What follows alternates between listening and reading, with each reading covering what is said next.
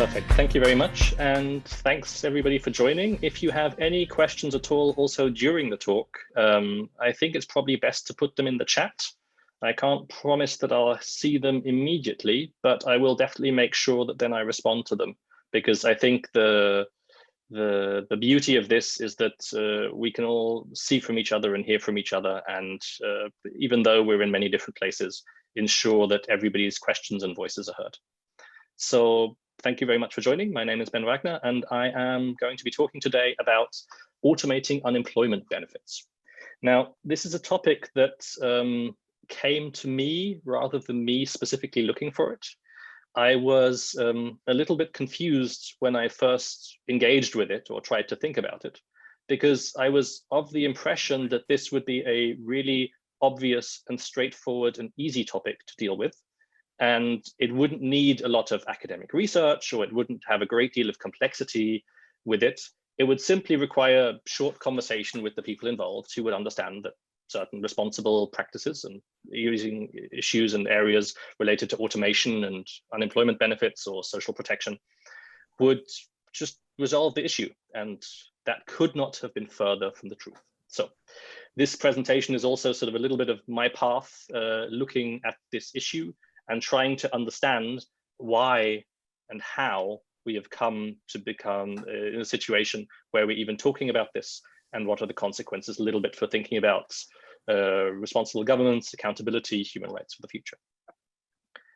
So let's see if I can get to the next slide.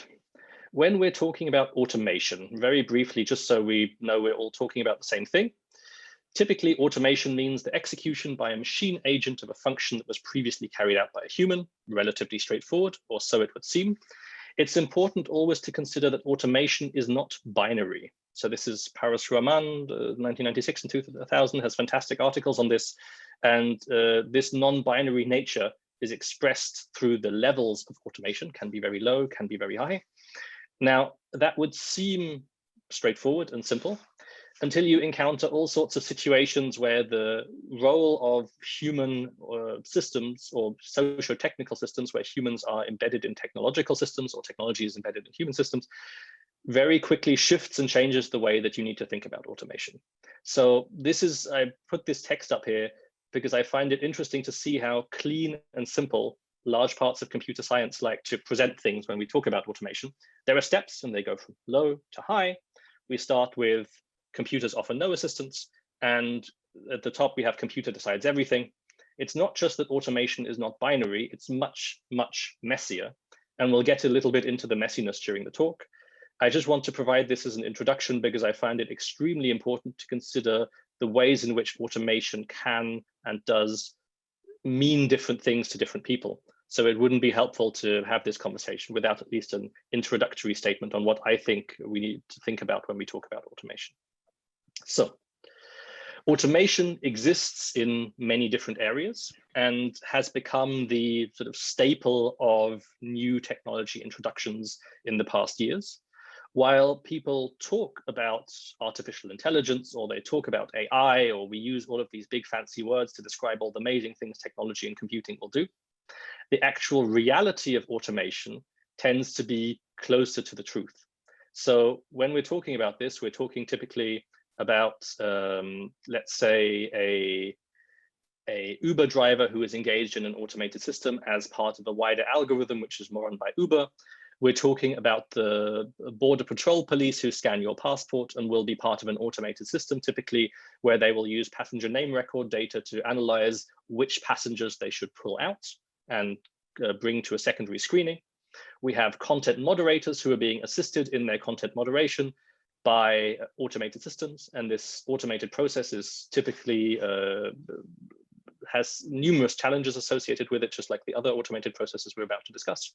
And then we have the Austrian, and we'll also be discussing the Netherlands process for dealing with unemployment benefits, where we have automated systems being used in order to discuss both who is a relevant candidate for unemployment benefits, and also how the system of unemployment is managed. So that's to say, who should be recommended which job, how often should people be brought back to consider which individual is going to need additional support and additional training, and also which individuals should be further audited or considered for fraud.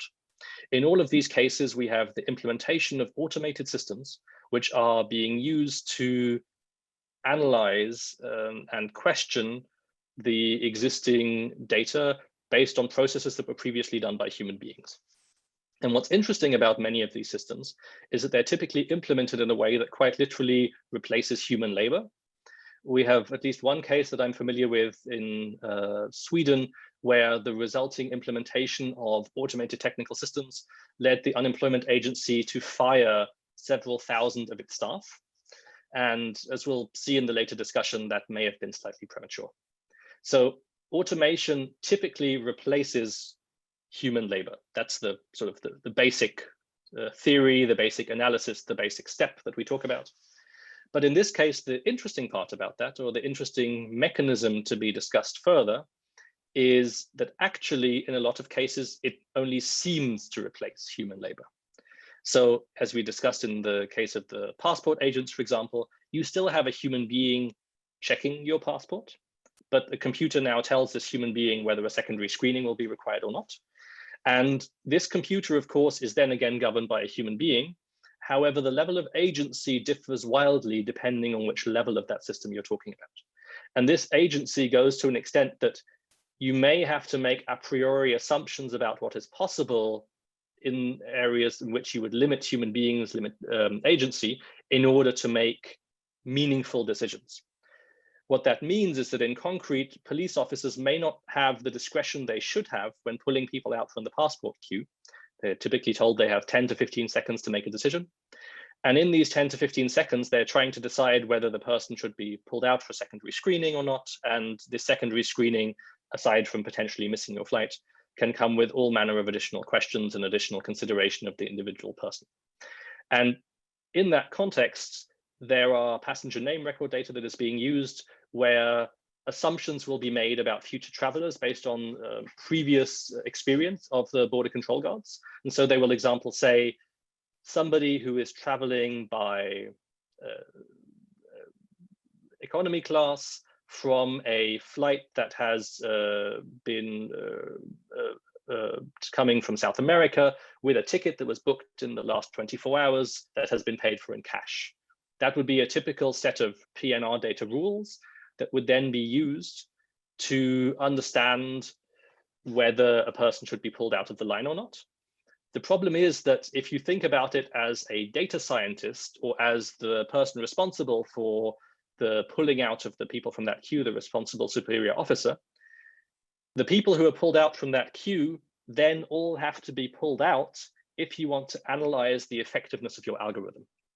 So that means that while police officers may seem to have discretion in the sense of they have 15 seconds to decide, they are actually put in a situation where through the usage of controlled experiments based on PNR data to understand which variables are necessary and useful to identify human beings that are security threats or are drug smugglers or otherwise problematic and need to be brought to a secondary screening. This limits discretion of individuals to the point that you effectively have the computer telling the human being what to do as part of an experimental process. And that is not necessarily a process that was wanted or expected, but it developed as a result of the implementation of a specific type of analysis of data within a socio-technical system that results in individuals essentially doing what the algorithm wants, and in a very high sensitivity area that is closely related to human beings having access to rights. If you look at the many reports that exist on border systems and border areas, you should note that borders are one of the areas where human rights and abilities to access those rights are most frequently limited. So it's quite interesting when you consider this in the context of automation, because what it means is that you're in a situation where you have automated decisions made in an area where you have a, let's say, a already limited ability to access rights. And this even becomes even more limited by taking away human beings' discretion as part of an experimental system. Now, this, of course, also exists to a certain degree in content moderation and with Uber, or any other ride-sharing platform. Uber is simply an example of the many platforms that now exist, where you have human labor inserted in these platforms in a way that is algorithmically governed. And this human labor insertion allows for a integration with or a combination with different other forms of labor that wouldn't otherwise be possible. But the consequence of that, of course, is that it's questionable in this context who is doing the work at all. You still have somebody who's driving you around the city, but the algorithm is the one that takes 30% of the profits. And the same is, of course, the case for content moderators as well, where frequently it's unclear whether the work that is taking place is being conducted by an automated system or a human system. And this blurring of boundaries between whether the decision is made in an automated sense or in a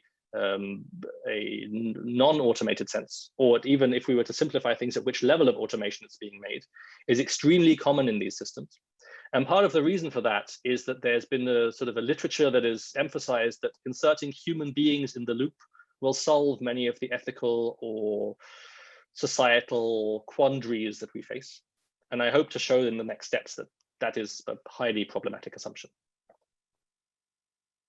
So this is the Siri system. Siri is a system from the Netherlands, and it's attempted to take all of the data that the Dutch government has about different human beings that live within the Netherlands, and that specifically have a BSN number there, so that there's some kind of systematic information about them.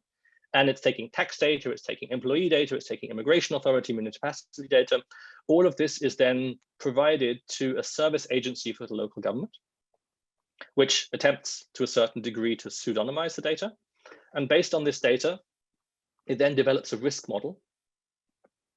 If the risk model categorizes the individual as suspicious, the individual is then sent to the Ministry of Social Affairs and Employment, the data about that individual, where then an audit will take place. And this has typically been the case in the area of unemployment benefits. That's one of the areas where Siri has been used most and most commonly, because the narrative in the Netherlands and also in many other places in the world about benefits fraud is quite strong. And because of this narrative, it leads to all sorts of challenging situations where benefits fraud is difficult and problematic, and it's seen as a primary societal risk. And Siri is seen as a way of responding to that risk. Now, what's notable about this system is that it takes place without asking for consent of any of the individuals involved. And it does so in a way that is very difficult to predict. So the system that is used is basically a risk modeling system that uses machine learning models that are black box models, as a result of which we don't quite know why somebody is classified as suspicious. And in terms of human rights and good governance, that's a problem, both for accountability and equality principles within human rights, because we don't know why an individual is categorized as a risk. We can assume that there are good reasons for it or not good reasons for it, but it's equally possible that the algorithm is simply taking the simple route out and making decisions based on the, let's say, the color of the skin that is assumed to be in the data, or other protected categories of data, which shouldn't be based on this. And this is a big problem for Siri in many of these contexts, but that is the model that until relatively recently has been employed in the Netherlands to understand how to respond to unemployment and the associated risks of unemployment fraud. A similar but related model exists in Austria. And this is some work that I've done with quite a few colleagues in the technical university here in Austria, as well as at the University of Vienna. And it's attempting to categorize the likelihood of an individual's propensity to be successful on the labor market. And what it does is it basically categorizes the individuals who are on the labor market into three groups: Group A, Group B, and Group C. And based on these categorizations, it will then lead to different groupings that can then have access to different resources of the unemployment agency. So for example, if you're in Group A, you're assumed to have a very high chance of getting a new job. and the likelihood of you then needing support or needing resources from the unemployment agency is low, as a result of which it will be very difficult for you to get additional training, additional support, additional information. If you're in group B, on the other hand, you are in the group where the training is most likely to provide a positive impact to the unemployment agency, it believes, and therefore the effect that that has on your ability to access resources is very significant. So you're put in a situation where all of the resources that the unemployment agency has will be put at your disposal, and they will try and maximize their effect on getting people back to work by particularly supporting group B. On the other hand, if you're part of group C, you're in a situation where you will have access to almost no resources at all, because you have the lowest likelihood of being able to gain a job in future. And so rather than what is considered to be wasteful use of resources on these group, instead they are not even directly looked after or supported by the unemployment agency. Instead, the way that their support is done is managed by external partners to a great extent. And these external partners, it has often been suggested by a variety of different academics and also civil society working in this area, are primarily there to sort of keep them happy, but they're not actually there to train them. And so this is a concern, because the group C has a reduced access to resources, came to group B. And this is particularly a concern when we talk about it in terms of human rights and discrimination. As you can see, there are different categories and different factors which are likely to influence that. For example, in this sample persona, this calculation was done by my colleague Florian Czech. If you are female on the Austrian employment market, you are less likely to get a job. Therefore, you are more likely to be categorized as group B or group C. And if you are of a certain age, so younger, you are also less likely to get a job. So this is also then leads to a lower categorization and more likely to be put in group C. And finally, and at least in my personal context, also equally confusingly to these above, if you have responsibilities for children, so responsibilities for care, this is the last one, that means that you will also be more likely to be categorized in group C. So if you are female, if you're of a certain age, and if you have care responsibilities, you are one of the groups that is most likely to be pushed into group C. And as I'm sure you can imagine, there are obvious challenges here related to, let's say, basic assumptions that we might have about equality and understanding how equality can be developed in this context. And that is literally assuming that the existing labor market conditions are as they are and cannot change. So we have values being stratified into automated technical systems, which are then used to categorize people in a way that systematically puts them in boxes, limiting their ability to access government services. As we published in this article that you can see below, it's in German, I'm afraid, but I'm sure you can get the gist of it from what I'm already saying. This is a highly discriminatory approach. And this is a common approach that, again, is right now being employed in Austria, even during Corona, to categorize people systematically based on the likelihood that they will be able to access work. But again, it's not a fully automated system, let's say, or it's not just an automated system. It's a quasi-automated system where the final decision is made by a what is called a staffer, or a desk officer, you could call them, of the AMS at the end. And so because of the final decision is made by a human being, similar to what we discussed before with the passport agent, the police officer standing at the border, it can be argued, therefore, that it's not a fully automated system, and therefore individual user rights, as for example, exist in the GDPR, the European Data Protection Regulation, don't apply. And so what's interesting about both of these cases, and also one of the reasons why I picked them, first, the error rate. The error rate is also quite significant, as you can see in this representation, that the likelihood of being miscategorized is quite high. But the interesting reason to pick these two, let me just skip this and then we can go back to the others later, is that literally they have both been stopped by courts in Europe in the past 12 months. So Siri, the system you've heard about already, was stopped by the Hague District Court in February 2020 for breaching the European Convention on Human Rights, a strong statement that a local district court is not typically in a position to make very frequently. And the AMS algorithm that I've just mentioned to you was stopped in August 2020 for not providing sufficient protections for the unemployed in a quasi-automated system. So both of these systems have been stopped. Both of the systems were criticized heavily because they didn't provide the protections that you should normally provide for an automated system. And both agencies, both public authorities here, the Ministry for Social Affairs and Employment, and in Austria, the AMS, claimed, well, the system isn't automated, and therefore these protections don't apply because the final decision is made by a so-called human in the loop, or a desk officer in this case. And in both cases, the court in The Hague and the Austrian Data Protection Authority argued that, hang on a sec, this human being does not have real discretionary power. They are essentially nudged and guided by an automated system to make a decision that will have a discriminatory effect on individuals, regardless of the fact that they are in the loop.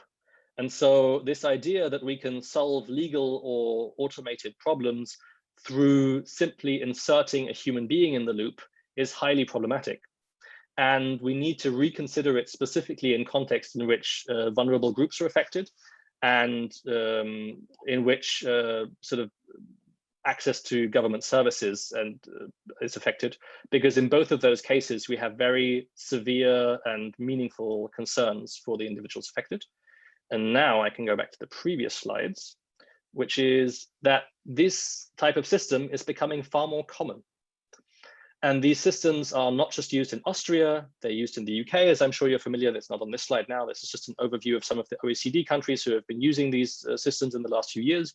They've sprung up incredibly in the UK, but they're also used in Belgium, in Austria, and Australia, Denmark, Ireland, Italy, Latvia, Netherlands, New Zealand, Sweden, and the US. So this is becoming the new normal of how states provide different sources of public employment services.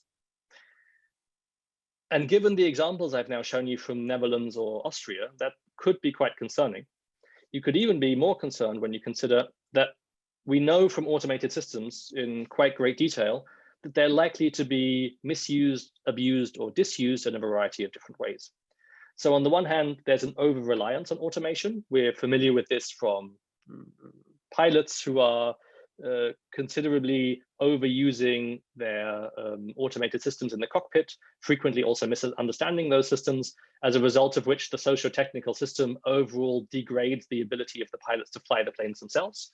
And as we've seen now in the case of the 737 MAX, but in numerous other aircraft accidents over the years, these challenges related to over-reliance on automation have very real consequences for human beings in their lives.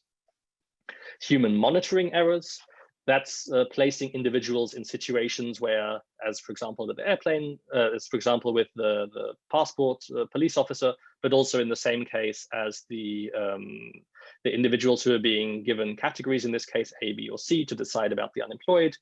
Human beings, when placed in a situation where they are asked to monitor lots of different things at the same time that they may not understand. In the case, for example, a Tesla autopilot, you can see two people here driving on the motorway in a Tesla car that is driving on autopilot without sufficiently monitoring that, frequently and typically leads to all manner of errors and challenges with these systems.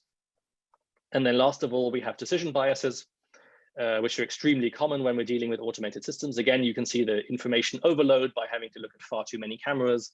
It's impossible for one human being to monitor all of those cameras at the same time.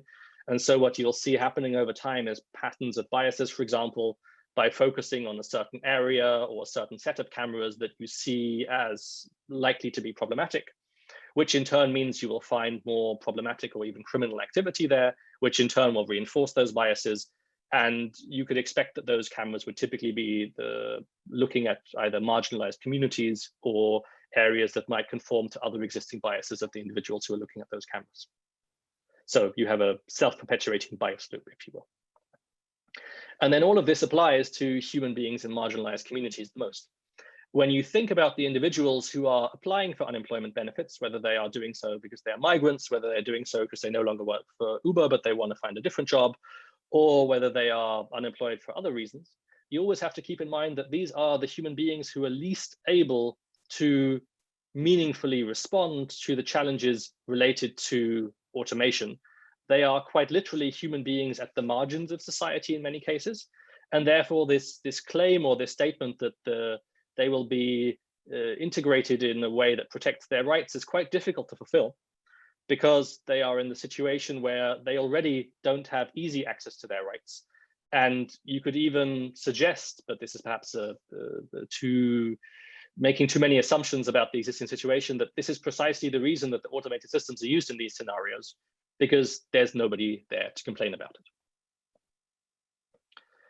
And so when these two systems now have been stopped, what was interesting for me in these contexts is that I'd been talking to officials in Austria for many, many years about the challenges related to this. And since 2018 in particular, we'd released a report with the Council of Europe about algorithms and automation and the specific challenges there that exist for the public sector, and public sector authorities need to have specific care in this area.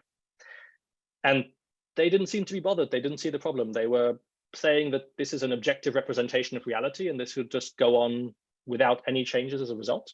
And I find that perspective very confusing, because in the 2 years between the system starting in 2018 and when it was finally stopped by the Data Protection Agency in 2020, which will come into force early next year, the individuals involved didn't seem to fully comprehend or be willing to understand the consequences. They saw the objective representation of reality and inserting a human being in the loop as sufficient safeguards to the systems that they'd developed. And so as a result of that, I began wondering what it would need to help people working in these professions, especially in the public sector, to be better able to understand this. And so over the last 2 years, we've been working with experts from the International Labour Organization and the very wonderful acronym SPIAC-B, the Social Protection Interagency Cooperation Board, to try and develop some kind of global standards on what is called data protection, but what actually means data protection in this case. We're talking about privacy rights and specifically rights in regard to automation. And if you don't know what social protection is, don't worry, I didn't either when I was first asked to be involved in these processes. It's basically everything from pensions to unemployment, housing and social exclusion, families and children, all of the social services, you could say in a British context, that are provided by the state to support people in situations where they might need support. And this is just an example now from Eurostat showing different focuses of expenditure on different levels of social protection at different ages and in different places. And as you can see, unemployment is a chunk of that, but it's not the largest chunk of that by any stretch of the imagination. So what have we learned from trying to develop global standards for social protection? And in this specifically for unemployment agencies, how should they responsibly deal with data when we're dealing with these very challenging automated systems? I think the first thing to note is that we have a sort of 3 big trends that are pushing them. And this is specifically now not just in an Austrian or even in a Dutch or European context. It's a very global phenomenon. Despite the, as you can see, a relatively small portion of the budget being put in, if you look in a European context now, for unemployment benefit or unemployment services, there's a huge lack of resources in these sectors. And everybody involved is always trying to do more. So they're always trying to ensure that more money can be spent, more resources can be provided. And this implementation means that there's always a push to use the resources more efficiently. And aside from pushes to use resources more efficiently and to create greater efficiencies and cost reductions within these services, the other big factor that we notice very strongly is this feeling of being modern. The idea that we some kind of need to be as modern as possible and be as innovative as possible in the public sector. This push towards modernity and or a specific understanding of modernity has considerable consequences for how public sector agencies then treat or engage with what is sometimes called a stakeholder, sometimes called customers, and sometimes even called human beings. And then we also have the challenge of datafication, which is the need to justify your performance and your behavior using data, and to evaluate the criteria you're doing that on also based in data. So everything basically becomes pooled and mashed and enmeshed into data systems, leading to a wide set of challenges that go beyond the scope of this talk now.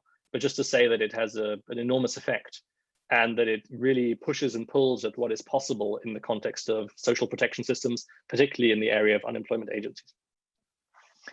And so The alternatives that we looked at or we came up with may not sound particularly radical, but they're in many ways pretty straightforward.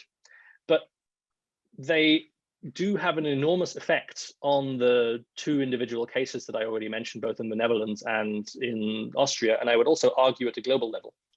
Because if it's possible to standardize some of this and systematically put it in language that makes sense to social protection practitioners, it might be that we wouldn't have to see so many of these types of systems again.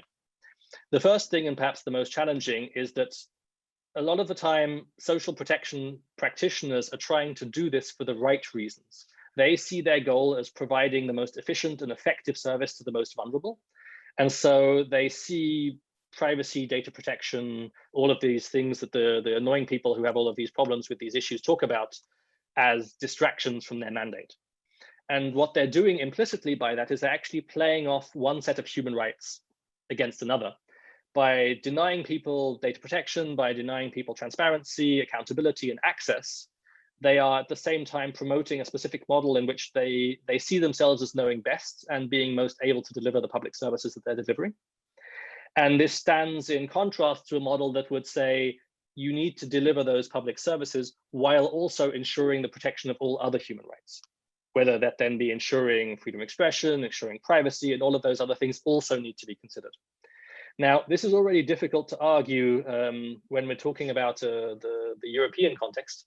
I have a call next Monday with the unemployment agencies and social protection agencies from Indonesia, and you can imagine that there the challenge is even greater.